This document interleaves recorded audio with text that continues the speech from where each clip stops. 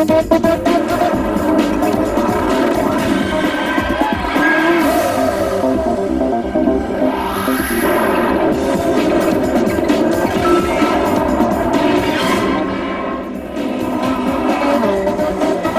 15 years away, in 2000, Peugeot returned full-time to world rallying. In the space of 10 months, Peugeot did something that in modern rallying seemed impossible.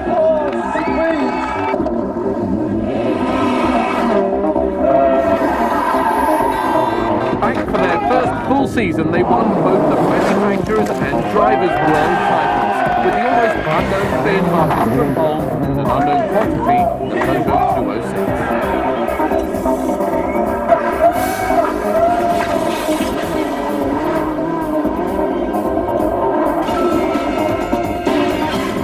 206 brought memories flooding back. Memories of arguably the world's best ever rally car, the legendary Peugeot 205 T16 from the mid-80s. The 205 had an almost spiritual aura that anyone saw. It inspired you to. It was confidence-inspiring car. It was really a new concept of car. Until the 205, the best car was the Lancia, the Audi Quattro, but with front engine, four-wheel drive but front engine.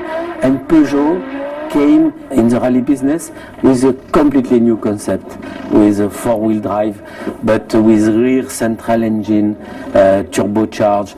And really, it was at this time the best car possible to drive. Vatanen had won the world title in a Ford Escort, but the Peugeot was something else. But it wouldn't be fair to compare with anything else because it was the product of a new era. It sort of untaps from you some like a hidden force. It opens a Pandora's box in a way, and Peugeot was that sort of car. Peugeot gave themselves just 30 months in which to build a world champion. What they created was revolutionary. The T16 had around 500 horsepower, four-wheel drive and a tight, light chassis. Team was fantastic. I mean, really supporting. You remember we were all building something. We were all in a way rescuing without knowing it. And Peugeot. Jean Todt, now the Ferrari F1 boss, had the job of saving Peugeot from bankruptcy. Immediately the 205 looked a winner. I remember when I accelerated it for the first time, really. So I sort of stopped down and looked at Terry in amazement. You know, look at this car. I mean, this is going to go well. This car. I mean, I sort of was gasping for air. April 84 was the first rally for the 205 for Harry Vatanen and myself. It was really a big moment, big time for all the team. And maybe at the middle of the rally, the two cars were leading. Harry was first, I was second. It was a big time in the life of a driver and I think for Harry and for myself to see how competitive was the car. Unfortunately, Harry had an accident at the 2/3 of the rally and I could finish fourth. And then you know the big story of this car.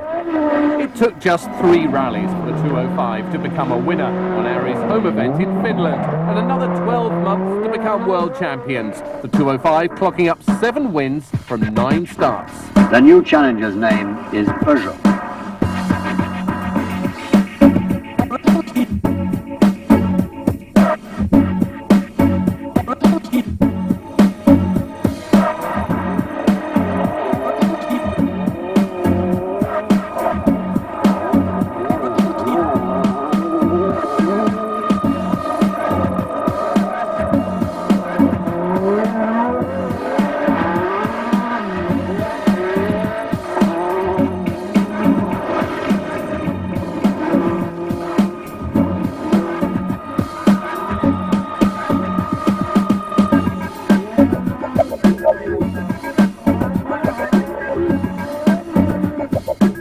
By rights, Vatanen should have been champion in '85, but a massive accident in Argentina came close to ending his life and his career. Instead, Timo Salonen took the crown, but how the Peugeot soared so high, so fast.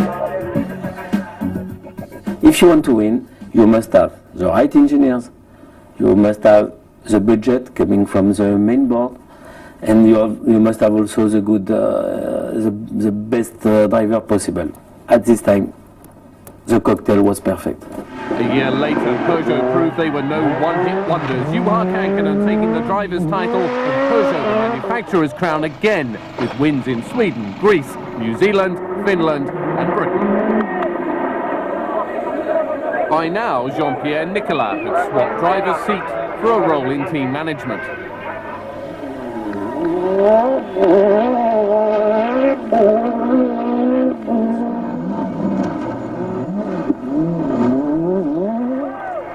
But Group B monsters like the 205 soon became dinosaurs, a series of fatal crashes sailing their death now. But only in world rallying, Peugeot quickly found new forums for their marvellous machines.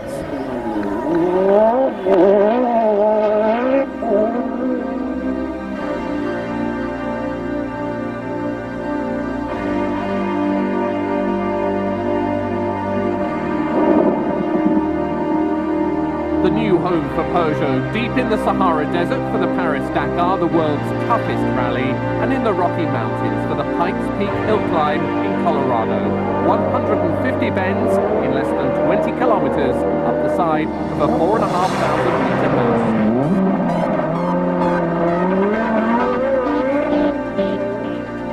I think Pikes Peak and Paris-Dakar, they represent two extreme sides or ends of rallying and anything in between. So that just goes to prove how wide is the scope of rallying. To tackle the two events, Peugeot added the 405 to their team of 205s. Vatanen shattered all opposition in America to win Pikes Peak in 1988 on a road with nothing but thin air to one side.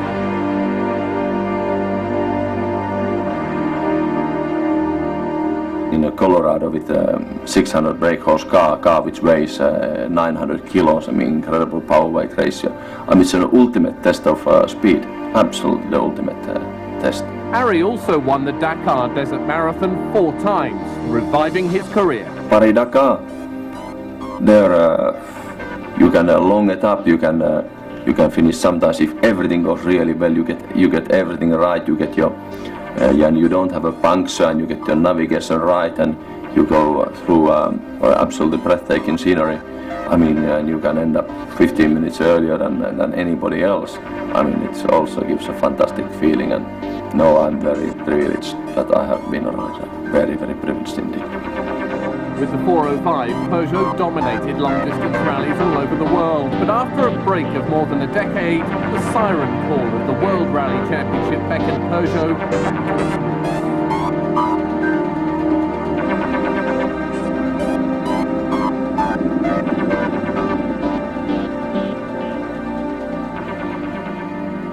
We had the new car, which was the 306.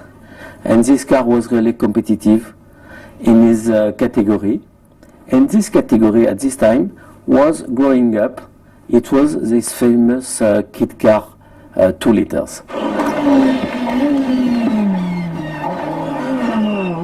When we proposed, after 2 titles in France, to come back in the World Championship, we had really a fantastic support.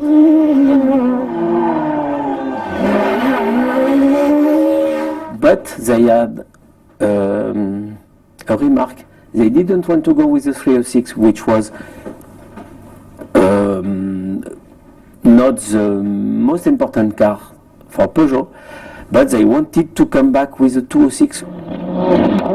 Because we have done so well with 205, it was quite difficult to do as well with the 206. It was because in the mind of journalists, public, and of people working in Peugeot, everybody had this souvenir of the 205 winning everything. The new 206 World Rally car made its debut on the Acropolis Rally in 1999. 9 months later, it was a winner for the first time in Sweden. It was also the first victory for Marcus. But Peugeot and Grünholm are now on a roll. Around the world, the 206 won again and again. Peugeot and Grünholm sewing up both titles by the grand finale in Croatia. With rallying in its most competitive era, how did they do? They really got their act together very well last year. Mitsubishi was not doing very well last year. So when nothing is or not too much is expected of you, I mean you don't have pressure, and in fact you get your act together very well, and that's what happened to Peugeot team last year. Before we came into the championship, the situation was a little bit too quiet in the championship. I think that in order to boost teams, you need to have a new coming team with a real ambition to win. We put a little bit of our Latin approach to a big amount of technicity, and this type of cocktail has been a good recipe for success. The first quality of the team in 2000 that everybody works well together, because most of the people in the team were very young. Medium age was 32. In France we have an expression, they had, I think they still have, the teeth in the ground. They want to eat everything.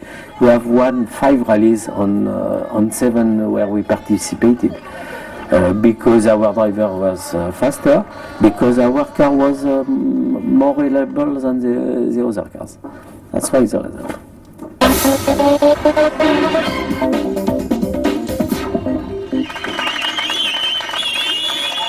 Marcus' main quality he has is commitment, desperate commitment. Somebody who's used to be starving of a wheel, and that eventually succeeded in having one, and when he had it, he did it. So commitment, an enormous passion for his family history. He's a shy guy, but in the meantime a very charming guy, and I would say, I stated last year as well, but everybody in the team is in love with him. There is no possibility of not being charmed by him. As fast as he rose to the top, Grünholm's success dropped off dramatically in 2001. He scored just 4 points from the first 8 rallies. It has been a terrible year. First 2 rallies, engine problem, we have to retire. 3rd rally we took 3rd place, that's all. And then after that Catalonia, I did a mistake. But the speed was okay. Maybe I was trying a little bit too much, I don't know exactly. And then again Argentina, lot of problems with the car, and maybe not 100% concentrated. We were slightly off and no results again. I can be angry for 10 seconds, but after, okay, we have to find the problems and why they are not doing that for fun to me. In his championship year, Marcus kept his cool, even when the heat was on. I had a mental trainer. Yes, now for 3 years we have worked together in some small tricks and things. The energy and the passion delivering both driver and team a title each, without any sign of pressure. I was not nervous at all. I was thinking it's my first year, I don't have to win. 2nd is okay. But finally, of course, the last 2 races, now it's close, so we will go for it. But it was quite good year, and I was lucky, and we were lucky whole team. Okay, my father was a rally driver, so I was following his footsteps, and I had a own car at home when I was 10, and we can drive on the frozen lake, so I could practice a little bit. Even though his father was killed rallying, Marcus still had the need for speed, but his first buzz came from bikes. First with more small bikes, and then step by step I came up. and okay, I was on quite good level, but I was quite tall. Not the body for a motocross driver. So I had a problem with my knees, so I had to stop motocross. So then it was easy to jump over to rally. Novice at 19, junior Finnish champion at 20, Marcus was snapped up by Toyota. But it was a stunning drive in Finland in 1998 that got him noticed. Within hours of the finish, he had 3 teams after his talents. The 3 Peugeot. I was quite sure they will do a good success again, because everybody put like 100% and they wanted to win. So too did Marcus, both achieving their dream in Sweden 6 weeks into the new millennium. But at 1.93 m, Marcus delivered the biggest car is his chariot. There has been many tall rally drivers before also, but yes, sometimes in this our car 206, it's a quite small car, but when I put the helmet on and I start driving, so I forget this. Sometimes when the car is fantastic and everything is going well, it's very easy, and sometimes I can start to laugh, yes. Even for someone so tall, success has not put Grönholm's head in the clouds. For me, the best relax is to be at home on my farm. I have a lot of things to do there on the houses, and of course I have a big family also, so to be with them, that's the only good thing and good relax. I see my future still here with Peugeot, and next year is a new year again, so everything is possible, but so far I don't want to think about that. I focus on the next rally now.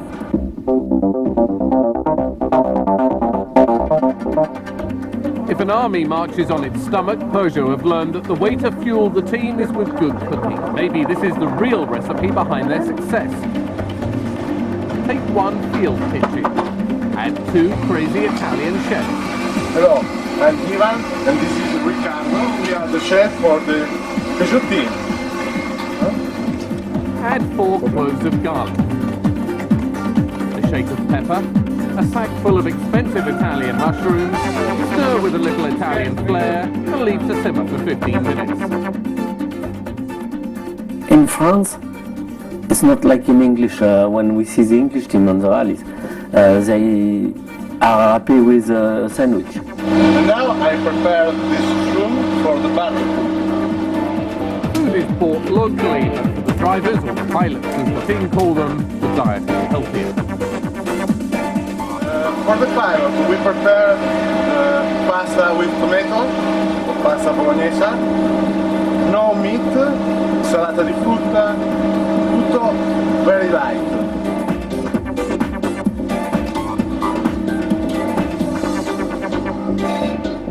The team is French, but the kitchen is Italian. This is a typical Italian dessert. It's a tiramisu. Do you know tiramisu? It's very good.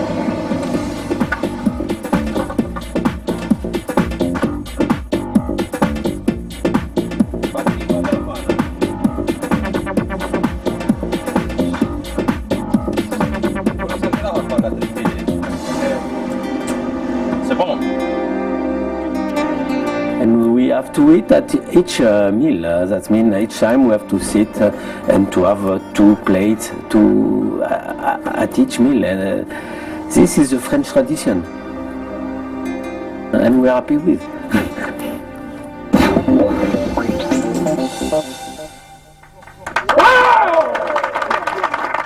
Didier has already succeeded in winning us a rally, so it's somebody who's going still very fast in spite of his age. He doesn't like the fact of showing in his curriculum vitae how old he is, and the only way he has to do it is to go as fast as he may. Didier today is still very fast.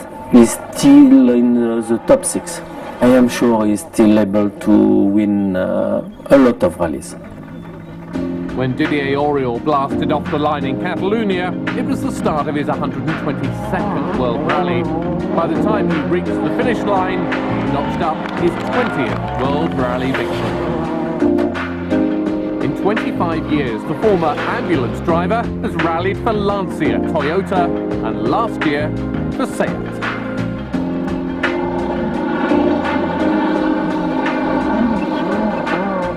I did my first rally in 76, and immediately I do very, very good time with standard tire, and all the people say, who is this driver? It's completely crazy. Who is this driver?